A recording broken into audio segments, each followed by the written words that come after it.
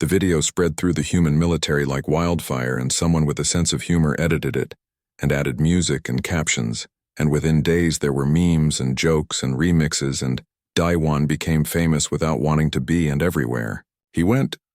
people recognized him and wanted to shake his hand and tell him their own stories about facing Vrenth weapons and not breaking. Dr. Hannah Park saw the video,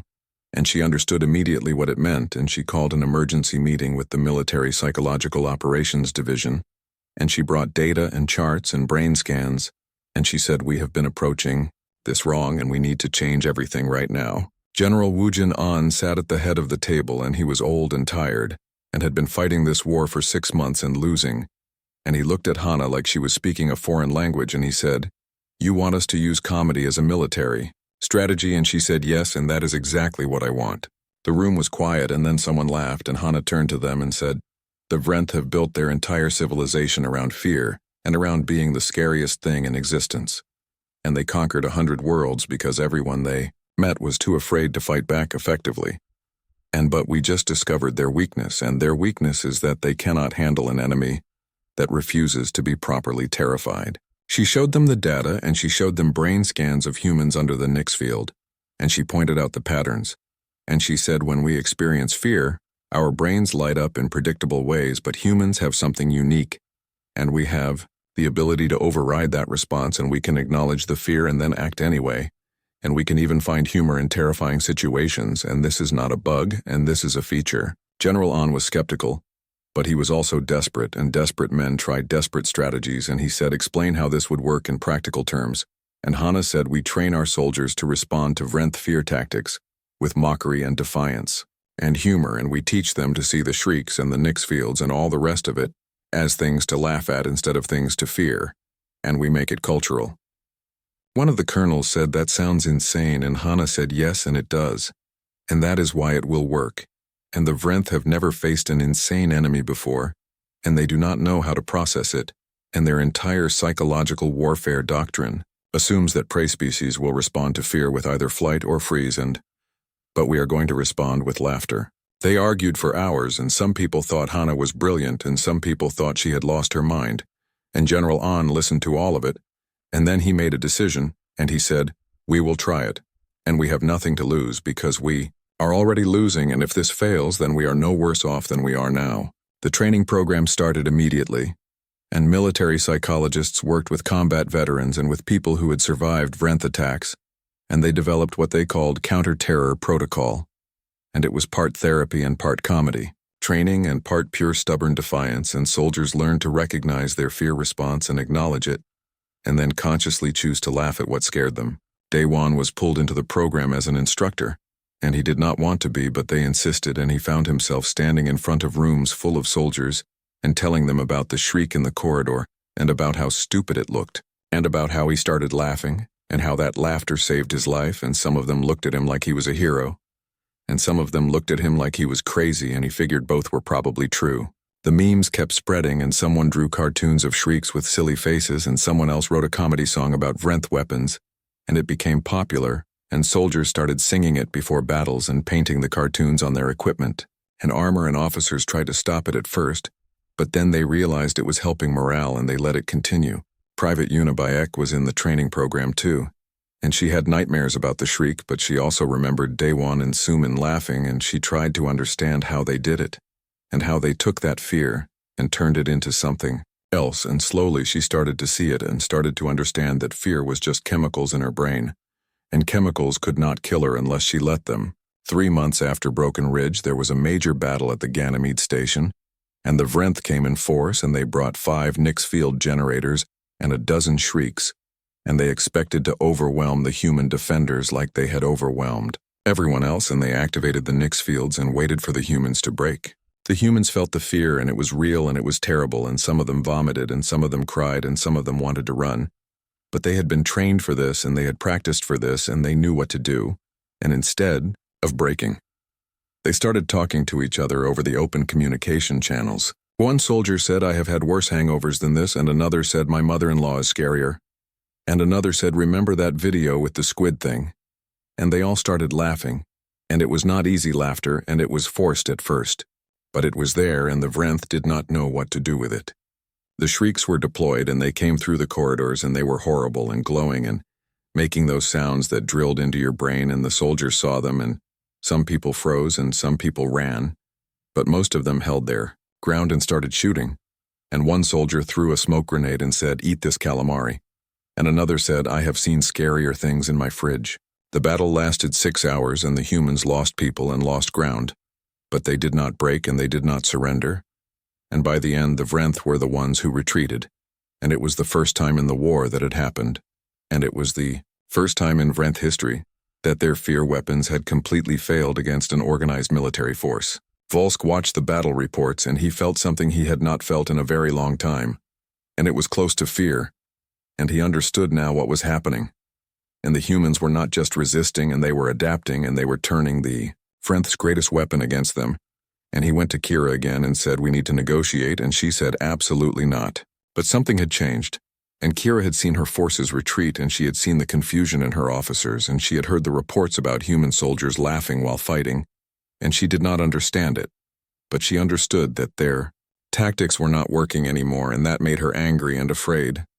She ordered an escalation, and she said, "If the humans want to laugh, then we will give them something they cannot laugh at." And she deployed every shriek in the fleet and every Nix field generator and every psychological weapon the Vrenth had, and she threw them at the human colony of New Melbourne. And she said, "Let us see them laugh at this." New Melbourne was a civilian target with a population of 2 million, and most of them were not soldiers, and they were not trained in counter-terror protocol. And when the Vrenth attacked, it was a massacre. And the fear weapons worked exactly as designed, and people broke and ran and died, and the colony fell in 3 days, and the Vrenth claimed victory. But they had made a mistake, and they had shown humanity what they were willing to do, and they had attacked civilians, and that changed the nature of the war. And suddenly it was not about territory or about politics, and it was about survival, and about revenge, and the human fleets that had been holding defensive positions started moving forward. Jiwan Li watched the news about New Melbourne, and she thought about her own colony and about the people she had lost, and she joined the military, and she was 35 years old and too old by regulations, but they waived the regulations because they needed everyone. And she went through training, and she learned counter-terror protocol, and she was good at it because she had already lived through the worst, and she had nothing left to fear. General An authorized Operation Mockingbird, and it was the counteroffensive that humanity had been planning and building toward. And it involved every ship and every soldier and every resource they had left. And it was all or nothing, and if it failed, then humanity would lose the war. And if it succeeded, then they had a chance. Daewon was promoted to commander and given a special operations unit, and their mission was to get behind Vrenth lines and disable their Nix field generators and their shriek breeding facilities. And it was dangerous and probably suicidal, but he accepted, because someone had to do it, and he had already laughed at death once and he could do it again. Dr. Hana Park and Dr. Suman Choi worked together on a project that no one else knew about,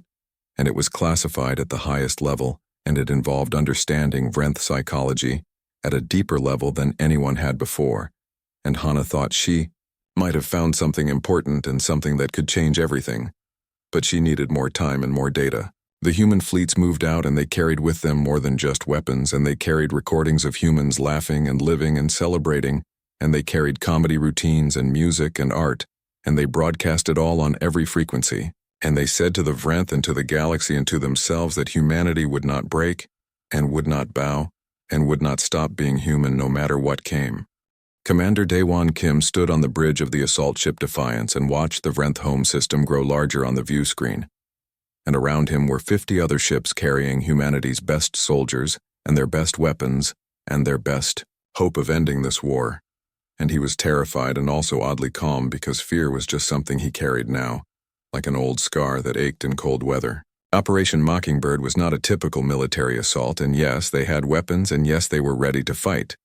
But the primary goal was not destruction, and the primary goal was to break the Vrenth psychologically the same way the Vrenth had tried to break humanity, and turnabout was fair play. And Daewon almost felt sorry for them until he remembered New Melbourne, and then he did not feel sorry at all. Dr. Hana Park was on the flagship with General Woojin An, and she had spent the last month preparing the psychological warfare package, and it was comprehensive, and it was devastating, and it was designed to show the Vrenth something they had never truly understood, and to show them what humanity was beyond the fear and beyond the fighting, and to show them what they had tried to destroy. The fleet entered the system and the Vrenth defenders scrambled to intercept, and they outnumbered humanity 3-1.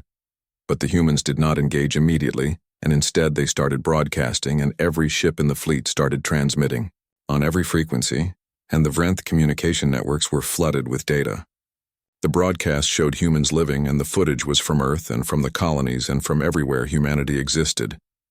And it showed families having dinner and children playing and people laughing at comedy shows and couples dancing and artists painting and musicians performing, and it showed humanity doing what humanity did best and living despite everything. The Vrenth command was confused, and they did not understand why the humans were showing them this. And Commander Kira watched the broadcasts and felt something uncomfortable twist in her chest, because these were not the images of a defeated species, and these were not the images of prey, and these were images of people who knew they might die and who chose to live fully anyway. The broadcasts also showed humans facing fear, and they showed the footage from Broken Ridge and from Ganymede, and from 100 other battles, and they showed soldiers laughing while fighting, and civilians rebuilding after attacks, and children making jokes about shrieks, and the message was clear and simple, and it said, "You tried to make us afraid, and we were afraid, and we still are, and we do not care." There were comedy routines, and someone had compiled the best human comedians talking about fear, and about death, and about the absurdity of existence, and the Vrenth tried to understand the humor and failed, but they understood that humans could look at the worst things imaginable and find something to laugh about, and that was incomprehensible. There were clips from human horror movies and people in theaters screaming and then laughing and eating popcorn. And the Vrenth watched humans paying money to be scared for entertainment, and they did not understand. And Volsk watched it all from his laboratory, and he understood perfectly, and he understood that humanity had mastered something the Vrenth never had, and they had learned to dance with their fear instead of being enslaved by it. The battle began, and it was fierce, and ships died on both sides, and Day One led his team toward the Vrenth command station, and they had to fight through 3 layers of defense, and it was hard and brutal, and people died, but they kept moving forward, and they kept laughing at the worst moments because that was what they had trained to do. Dr. Suman Choi was with the assault team, and she carried a data core that contained her project, and the project that Hana had been working on, and it contained everything they had learned about Vrenth psychology, and about their fears and about their weaknesses, and if they could deliver it to Day One, then he could upload it to the Vrenth command network and broadcast it to their entire civilization. They reached the command station and breached the hull and fought their way inside, and the station activated every defensive system including the Nix fields, and Day One felt the fear wash over him, and he felt his hands shake and his breath catch. But he had felt this before, and he had learned that it passed and that you could function through it, and he kept moving. His team spread out, and they were looking for the central computer core,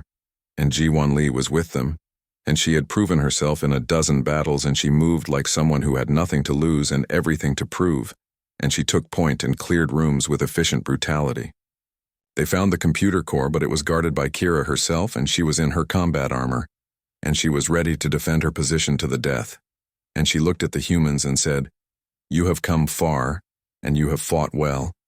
and you have earned respect, but you will not take this station, and you will not win this war." Day One looked at her, and he was tired and bloody, and his armor was cracked, and he said,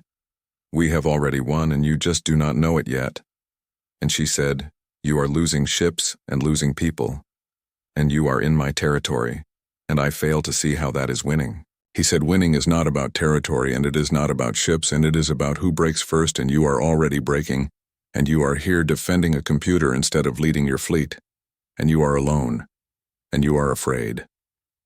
Kira activated every fear weapon in the command station, and the room filled with the sounds of shrieks and the air filled with fear. Pheromones and the lights showed images of horror and death, and Day One's team felt it, and some of them fell to their knees, and some of them cried, but none of them ran. And then Day One started laughing, and he could not help it because he had seen this all before, and it was the same trick they had used in that first meeting years ago, and it had not worked then, and it would not work now, and he laughed and pointed at the holograms and said, "Is this really all you have, and you have been using the same playbook this entire war?" His team started laughing too, and it was painful laughter and desperate laughter, but it was real. And Kira watched them, and she felt something she had not felt in her entire life, and she felt her confidence crack, and she felt doubt, and she felt fear, and not fear of the humans, but fear that everything she believed was wrong. Suman stepped forward and she held up the data core and she said, "We understand you now, and we know what you are afraid of. And we know why you built your civilization on fear. And it is because you are terrified of being vulnerable, and terrified of being weak, and terrified of anything you cannot control." Kyra said, "You understand nothing." And Suman said, "We understand everything, and you evolved as apex predators, and you were the scariest thing on your world. And you built your empire by being the scariest thing in the galaxy. But you never learned what to do when someone is not scared. And you never learned that fear does not have to control you." Hana's voice came over the communication channel and she said, "Commander Kim, and upload the data core and let us show them what we found." Daewon moved forward, and Kira raised her weapon, and he kept walking, and she could have shot him, but something stopped her, and he reached the console and plugged in the data core and started the upload. And Kira watched and did nothing. The data spread through the Vrenth network, and it showed them themselves, and it showed their own psychology, and their own fears and their own weaknesses laid bare. And it showed them how humanity had analyzed them and understood them and learned to counter them. And it was devastating because the Vrenth had never been studied before and had never been vulnerable before. But more than that, it showed them what humanity was offering, and it showed research about fear management and about psychological resilience and about how to live with fear instead of being controlled by it. And it offered to teach the Vrenth what humans had learned over thousands of years of evolution and culture. Volsk accessed the data and he read through it. And he felt something shift in his mind, and he had suspected some of this, but seeing it laid out so clearly was different, and he understood that humanity was not offering surrender terms, and they were offering freedom, and freedom from the fear that had defined Vrenth existence for millennia. He opened a channel to Kira and he said, "Commander, and we need to talk, and we need to talk now, and this war needs to end." Kira stood in the command center and watched the humans, and they were still laughing despite their injuries and despite their losses and despite everything, and she felt her weapon grow heavy in her hand, and she lowered it and she said, "Why and why do you laugh? And you have lost so much, and you have every reason to fear." Daewon looked at her and he said, "We laugh because the alternative is to let fear win, and we laugh because it reminds us we are alive, and we laugh because even in the darkest moment, there is something absurd, and something human, and something worth fighting for." He said, "You built an empire on making others afraid, but we built a civilization on living despite fear, and your way made you powerful, but our way made us free. And that is the difference." Kira was silent, and she looked at her hands, and they were shaking, and she had never noticed before that she was always afraid and always tense and always ready for attack. And she had lived her entire life in a state of fear that she called strength, and she did not know any other way to be. The silence hit the classroom like a physical wave when the door slid open, and everyone saw what stood in the doorway.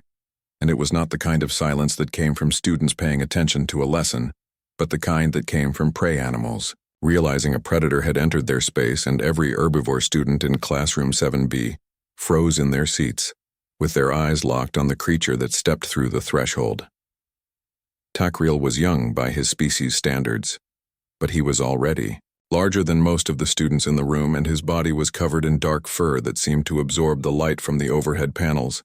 and his ears were pointed and constantly moving to catch every sound in the room, and his eyes were golden and sharp. And when he looked across the classroom, every student who met his gaze immediately looked away, except for one. Jiwoo sat 3 rows back from the front near the window that showed the vast darkness of space beyond the orbital station, and she did not look away when Takriel's eyes swept past her. And she did not tense up like the others, and she simply sat there with her hands folded on her desk, watching him with the same calm expression she wore when she looked at everything else. And this was not because Jiwoo was brave or foolish, but because humans did not have the same instincts as the other species, and where a herbivore saw a predator and a predator saw prey,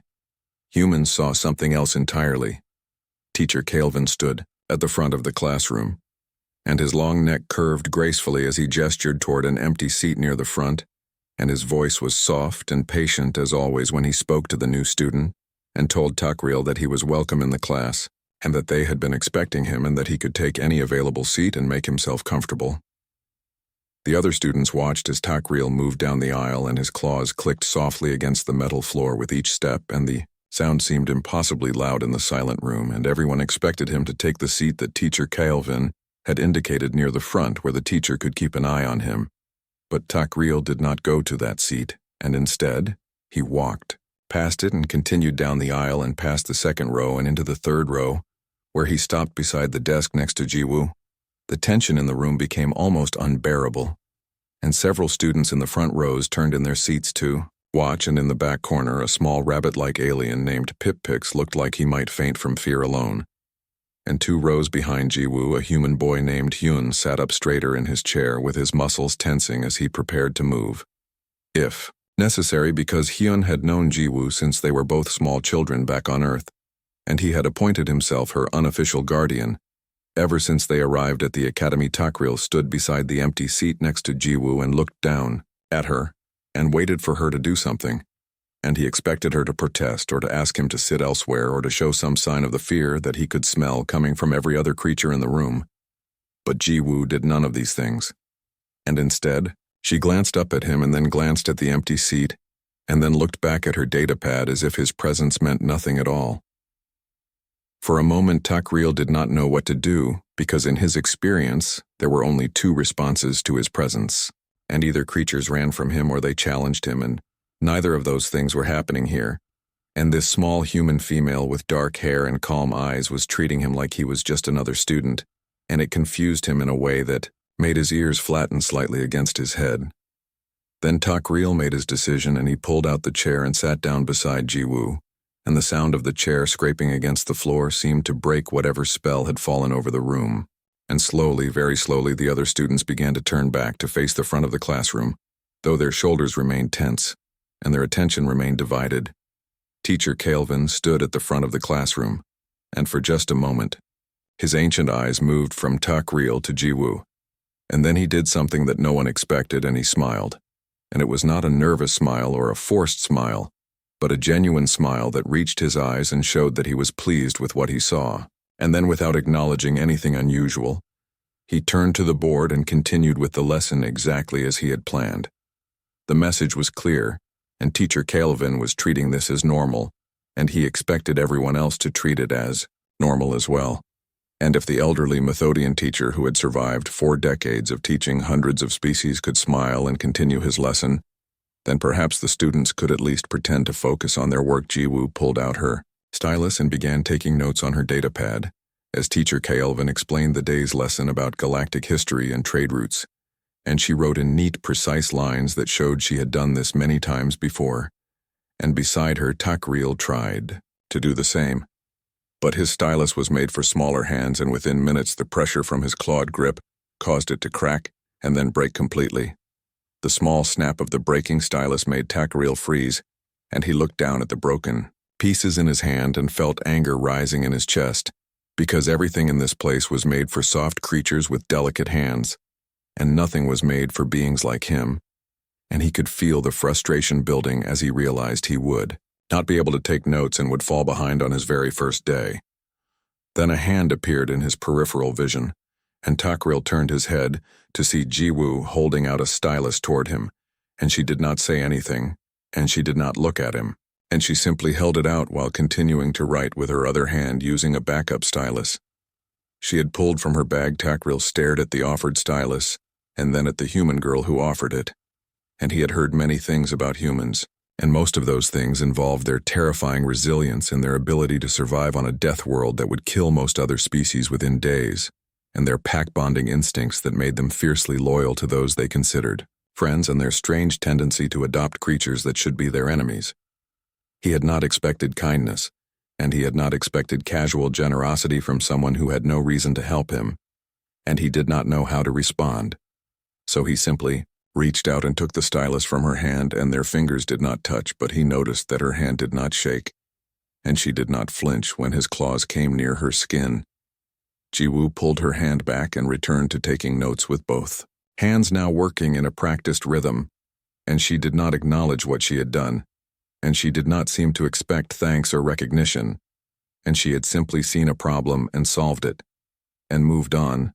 Takriel held the stylus carefully and found that it was slightly larger than the one he had broken, and he realized that this was one of her backup styluses, and that she had probably chosen this particular one because it would be easier for his larger hands to hold. and this small consideration made something shift in his chest. For the rest of the lesson, Takriel took notes and listened to Teacher Kelvin explain the formation of the Galactic Council and the various trade agreements between species, and he found that he could focus better. Now that he had something to do with his hands, and occasionally he would glance at Jiwoo from the corner of his eye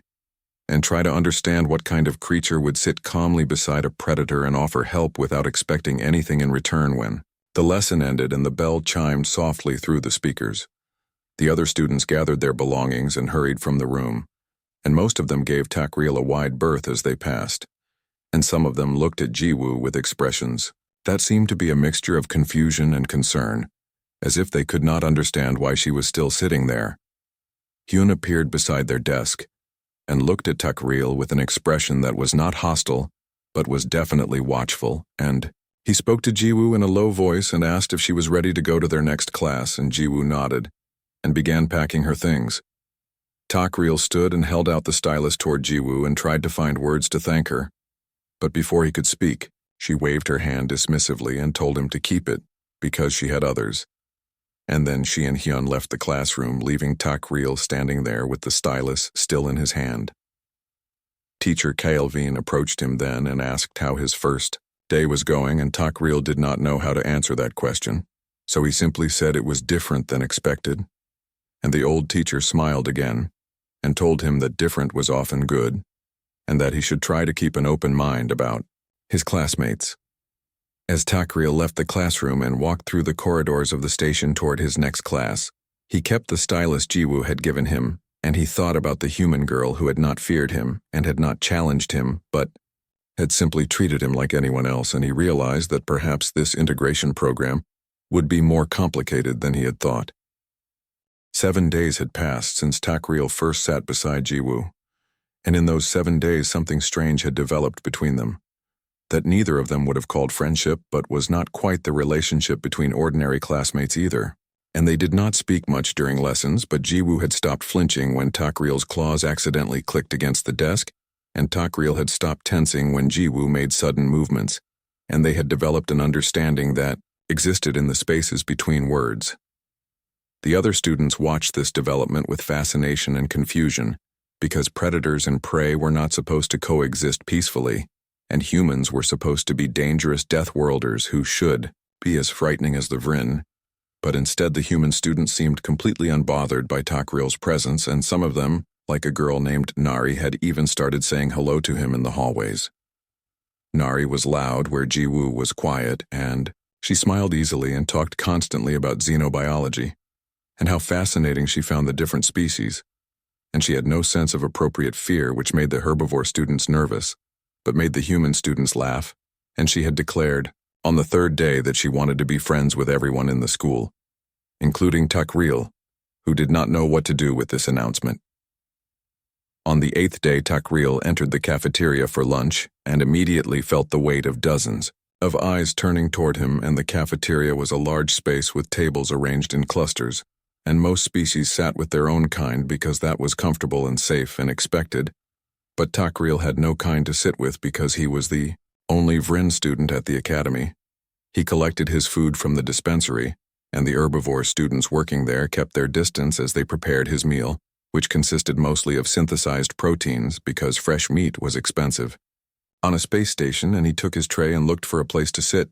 Most tables were full, and the empty seats were at tables where students looked up at him with fear or hostility, and Takriel was about to retreat to eat alone in his quarters, when he saw Jiwoo sitting at a table near the window with Hyun and Nari, and another human boy named Minho, who was always smiling and telling jokes that made other students laugh, even when they did not fully understand the humor. Takriel did not assume he was welcome at their table, but he also did not want to eat alone again, so he made his way across the cafeteria, and the conversations around him dropped to whispers as students watched him move. And when he reached the table where the humans sat, he stopped and waited for them to tell him to leave. Instead, Minho looked up and grinned and gestured to an empty chair and told Takriel to sit down before the good seats were all taken, and Nari immediately launched into a story about something that had happened in her chemistry class, and Jiwoo simply moved her tray slightly to make room for his, and Hyun nodded once in acknowledgement before returning to his food. Takriel sat down carefully and began to eat, and the humans continued their conversation around him, and slowly he began to relax because they were not treating him like a curiosity or a threat, and they were just eating lunch and talking about normal things like homework and teachers and the strange food the cafeteria served on Tuesdays.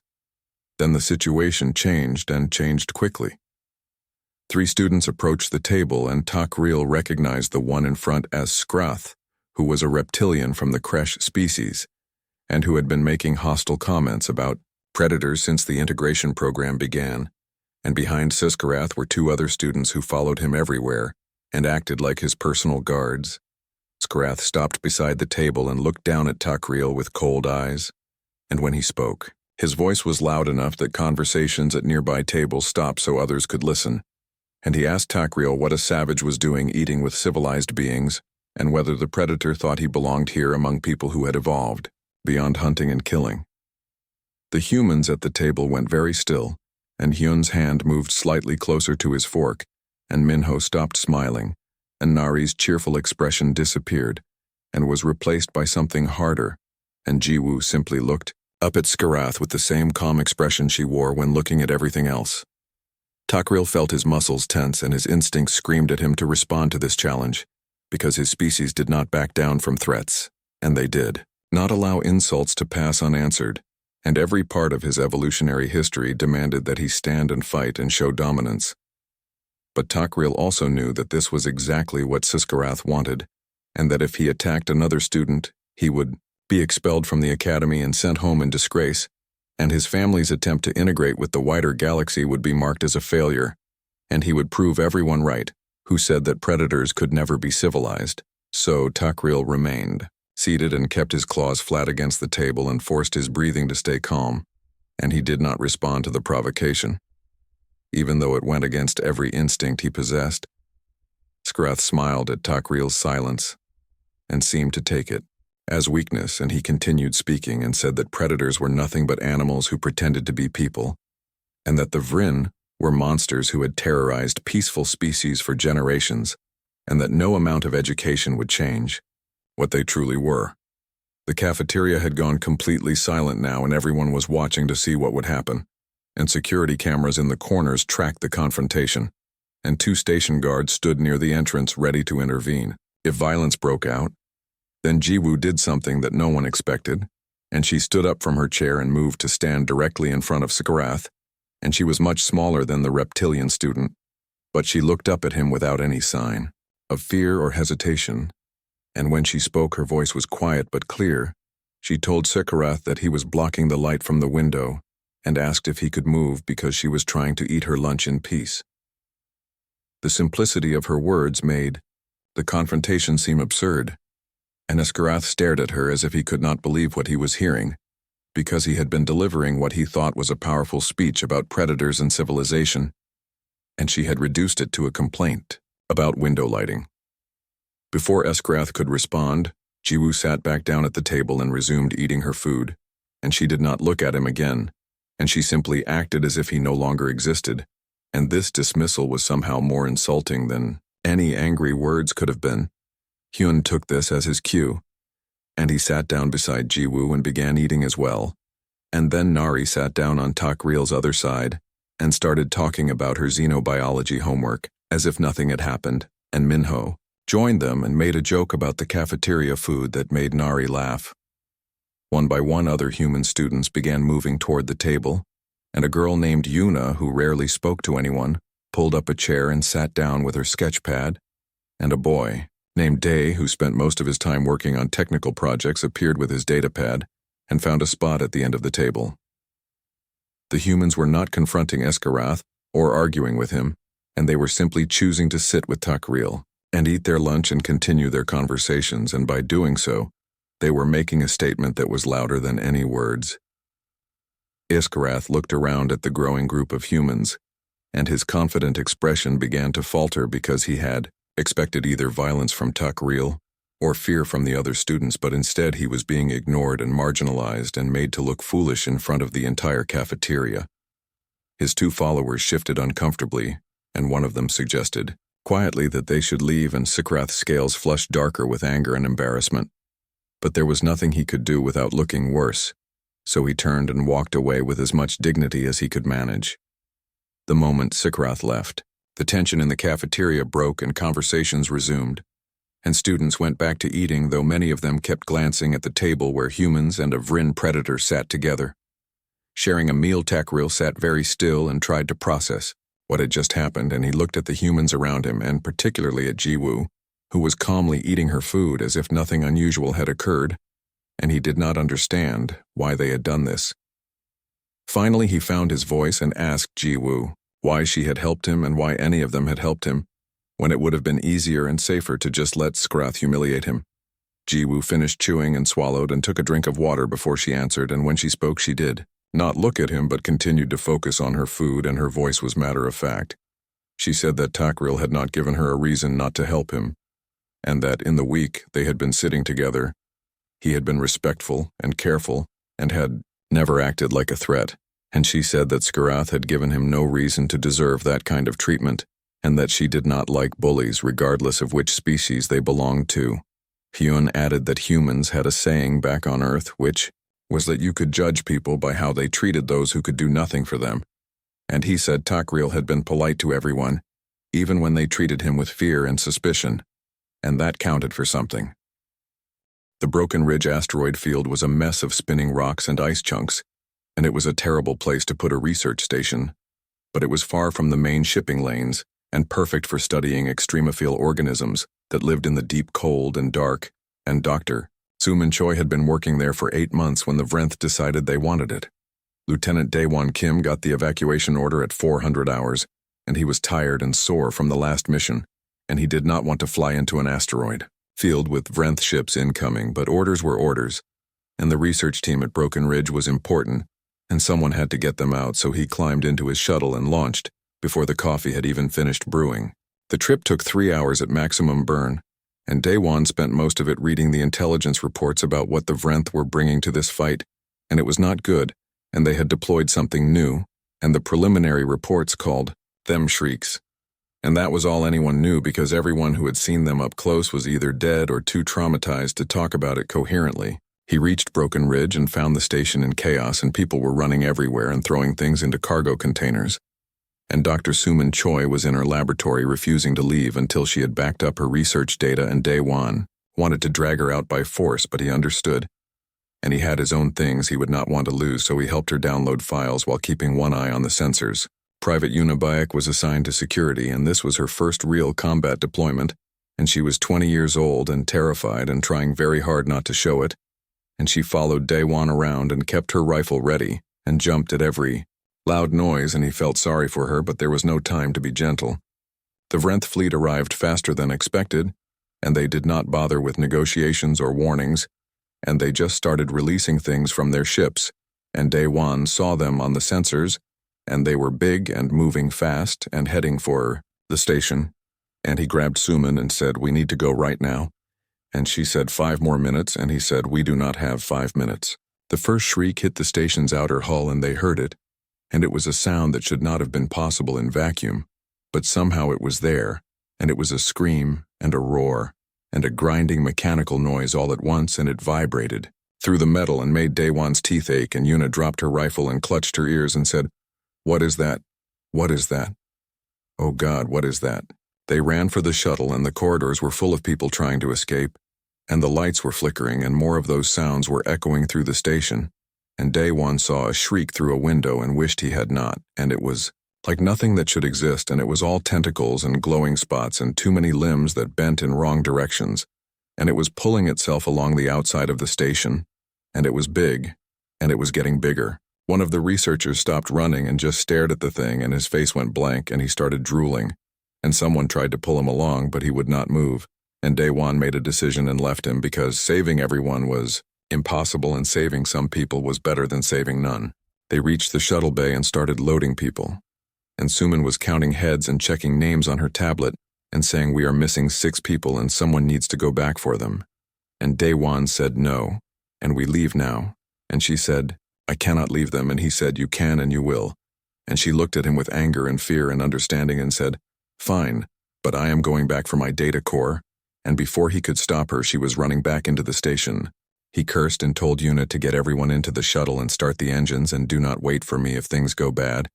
And she nodded, and he could see she was relieved that someone else was making the decisions, and he ran after Suman and hoped they both did not die for some research data. The station was falling apart and the shrieks were inside now,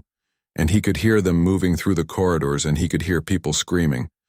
And he followed the sound of Suman's footsteps and found her in the laboratory pulling a silver case from a locked cabinet, and she saw him and said, "Got it," and they turned to leave, and there was a shriek blocking the doorway. It was bigger up close and it filled the entire corridor, and its skin was translucent and glowing with patterns that pulsed in rhythm with Daewon's heartbeat. And it had too many eyes, and they were all looking at him, and it made a sound that started low and then went higher and higher until it was like needles in his brain, and he felt his legs go weak and his vision blur. And he knew this was it, and this was how he died. The thing moved closer and Daewon could smell it, and it smelled like copper and rotting flowers, and his stomach heaved, and he wanted to run but his legs would not work. And beside him, Suman was frozen too, and her hand was gripping his arm so tight it hurt, and the shriek was reaching for them with appendages that dripped something that steamed when it hit the floor. Yuna appeared behind the shriek, and she was shaking so hard her rifle was wobbling, and she was crying and trying to aim. And Daewon wanted to tell her to shoot, but his mouth would not work, and the shriek turned one of its eyes toward her, and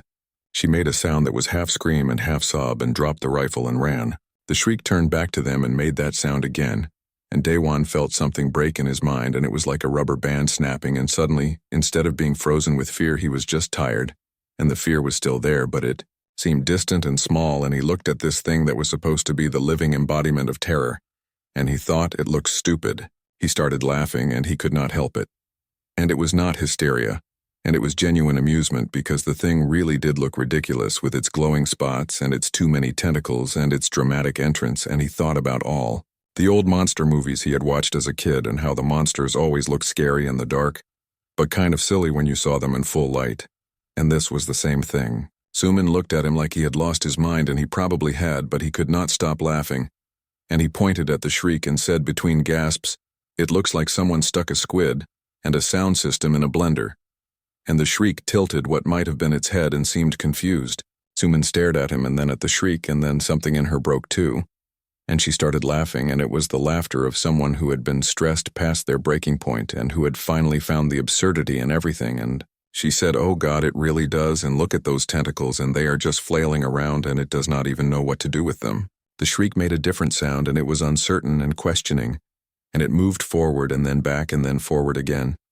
And Daewon realized it did not know how to handle prey that was laughing at it, and every other species it had faced had either frozen or run or attacked in panic, but laughter was not in its programming. He pulled a flash grenade from his belt, and he was still laughing, and he said, "Hey, ugly, and watch this," and he threw it, and the grenade went off with a bang and a burst of light, and the shriek recoiled and made a sound like a wounded animal, and they ran past it while it was still disoriented. They grabbed Yuna on the way, and she was huddled in a storage closet, and she looked up at them with wide eyes and said, "You are laughing, and why are you laughing?" And Daewon said, "Because it is funny, and now, come on before it figures out we are not that scary," and they pulled her to her feet and ran for the shuttle. The shuttle bay was under attack, and 2 more shrieks were trying to pull the shuttle apart, and Daewon felt the fear come back. But he pushed through it and fired his sidearm at the creatures, and they turned toward him, and he said, "Come on then, and let us see what you have got." And he was still grinning because the absurdity of the situation had not worn off yet. The shrieks rushed him, and Suman grabbed a plasma cutter from a maintenance rack and fired it up and slashed at one of them. And it screamed and pulled back, and Yuna found her courage and picked up her rifle and started shooting.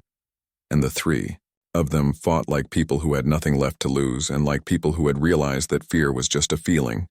and feelings could not kill you by themselves. They made it to the shuttle, and Daewon sealed the airlock and launched before the clamps had fully released,